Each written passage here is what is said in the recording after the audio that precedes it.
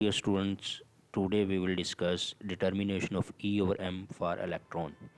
आज हम इलेक्ट्रॉन की E over M फाइंड करने का तरीका सीखेंगे। ये वही मेथड है जिसे जे थॉमसन ने 1897 में इस्तेमाल किया था इलेक्ट्रॉन की E over M फाइंड करने के लिए। तो let's start it.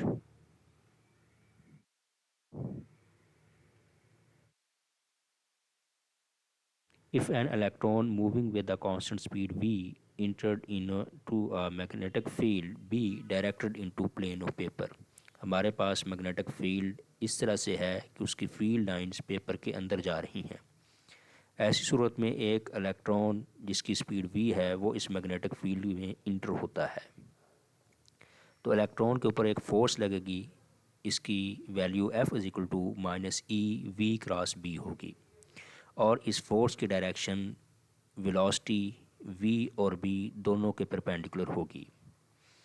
As electron is experiencing a force that acts at right angle to its velocity, so it will change the direction of velocity. अब जो फोर्स लग रही है उसकी डायरेक्शन वेलोसिटी की डायरेक्शन के परपेंडिकुलर है, तो इस वजह से इलेक्ट्रॉन अपनी स्ट्रेट लाइन में मोशन को बरकरार नहीं रख सकेगा, बल्कि वो सर्कुलर पाथ में मूव करना शुरू कर देगा और उसकी वेलोसिटी की डायरेक्शन चेंज होना शुरू हो जाएगी, लेकिन उसकी वेलोसिटी की मैग्नीट्यूड चेंज नहीं होगी। अगर हम इस फोर्स का जायज़ा लें जो इलेक्ट्रॉन के ऊपर लग रही है, तो हमारे पास इसकी मैग्नीट्यूड आएगी F is equal to e v B sine of theta. यहाँ पे चूँकि हम मैग्नीट्यूड की बात कर रहे हैं तो इसलिए हमने यहाँ पे माइनस साइन यूज़ नहीं किया।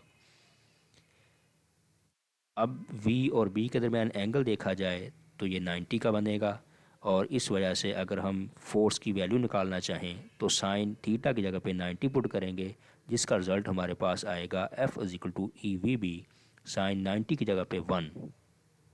और अगर हमें इसको मल्टीप्लाई करना पड़े ई वी बी के साथ, तो हमें मालूम है कि 1 से मल्टीप्लाई करने पे ई वी बी ही हमारे पास एज आ आंसर आएगा। तो ये देखें, फिगर नंबर 3 में देखें, एक इलेक्ट्रॉन मैग्नेटिक फील्ड में इंटर हो रहा है। तो पहले ये स्ट्रेट लाइन में मूव कर रहा था, इसके ऊपर फोर्स लग रही है F जो कि इसकी वेलोसिटी के परपेंडिकुलर है, तो इसकी वेलोसिटी कर्व्ड पाथ में चेंज हो जाएगी। तो फिगर 2 में देखें, तो अब फिगर 2 में आपको नज़र आ रहा है तो ये इलेक्ट्रॉन अब कर्व्ड पाथ में मूव कर रहा है। और फिगर 1 में देखें तो सर्कुलर पाथ में मूव करता हुआ आपको इलेक्ट्रॉन नज़र आएगा। ये एक और फिगर है, इसमें देखें इलेक्ट्रॉन सर्कुलर पाथ में मूव कर रहा है, चूँकि ये मैग्नेटिक फील्ड में इंटर हुआ है और मैग्नेटिक फील्ड ने इसकी डायरेक्शन ऑफ मोशन को चेंज कर दिया है। अब चूँकि इलेक्ट्रॉन सर्कुलर पाथ में मूव कर रहा है, तो इसको सर्कुलर पाथ में मूव करने के लिए सेंट्रीपिटल फोर्स रिक्वायर्ड है और यहाँ पे मैग्नेटिक फील्ड की वजह से जो फोर्स लग रही है वो अगर देखी जाए तो वो सेंटर की तरफ है और ऐसी फोर्स जो सेंटर की तरफ लग रही होती है उसी को हम नाम देते हैं सेंट्रीपिटल फोर्स, क्योंकि सेंट्रीपिटल फोर्स का मीनिंग होता है सेंटर सीकिंग फोर्स। तो यहाँ पे दरअसल मैग्नेटिक फोर्स जो है वही सेंट्रीपिटल फोर्स के तौर पे एक्ट कर रही है और इसी मैग्नेटिक फोर्स की वजह से ये पार्टिकल इलेक्ट्रॉन सर्कुलर पाथ में मूव कर रहा है। अब हम अपनी कैलकुलेशन का आगाज़ करते हैं। Thus, the electrons are subjected to a constant force F EVB at right angle to their direction of motion. Under the action of this force, the electron will move along a circle as shown in figure. The magnetic force F is equal to BeV provides the necessary centripetal force mv square over r to the electron of mass m to move along a circular trajectory of radius r. तो electron को centripetal force कौन provide कर रही है? दरअसल magnetic force ही centripetal force के तौर पे एक्ट कर रही है। तो हम यहाँ पे कह सकते हैं m v square over r जो सेंट्रीपिटल फोर्स है वो किसके बराबर है? मैग्नेटिक फोर्स के, और मैग्नेटिक फोर्स को हमने लिखा बी ई वी। यहाँ से हम कैलकुलेशन करते हैं, वी स्क्वायर एक साइड पे है और दूसरी साइड पे सिंपल वी है, तो एक वी स्क्वायर जो है इसका कैंसिल हो जाएगा दूसरे वी के साथ। हमारे पास बचा m v over r is equal to B e. इसको रीअरेंज करते हैं, एम को दूसरी तरफ ले जाते हैं तो हमारे पास बन जाएगा ई ओवर एम, और बी को हम लेफ़्ट साइड की तरफ ले आते हैं तो वी ओवर बी आर। अब हमारे पास ये जो इक्वेशन आई है इसको नाम देते हैं इक्वेशन नंबर 1 का। अब हमने यहाँ पे देखें v की वैल्यू हमारे पास मालूम नहीं है और इसी तरह r की वैल्यू मालूम नहीं है, तो इनको फाइंड करना है। मैग्नेटिक फील्ड B की वैल्यू हमें ऑलरेडी नोन है। If V and R are known, E over m of electron is determined. The radius r is measured by making the electronic trajectory visible. This is done by filling a gas tube with the gas such as hydrogen at low pressure. This tube is placed in a region occupied by a uniform magnetic field of known value. अब R find करने के लिए हम क्या करेंगे, ये जो tube हमारे पास है जिसमें इलेक्ट्रॉन रिवॉल्व कर रहा है, इसको फिल कर दिया जाएगा हाइड्रोजन गैस के साथ। अब इलेक्ट्रॉन जो सर्कुलर पाथ में मूव करेगा, जो ही इसके सामने हाइड्रोजन का एटम आएगा, ये अपनी एनर्जी हाइड्रोजन के एटम को दे देगा। हाइड्रोजन का एटम एक्साइटेड स्टेट में चला जाएगा और जब एक्साइटेड स्टेट से वापस अपनी ग्राउंड स्टेट पे आएगा तो आते हुए लाइट की फॉर्म में एनर्जी इमिट करेगा।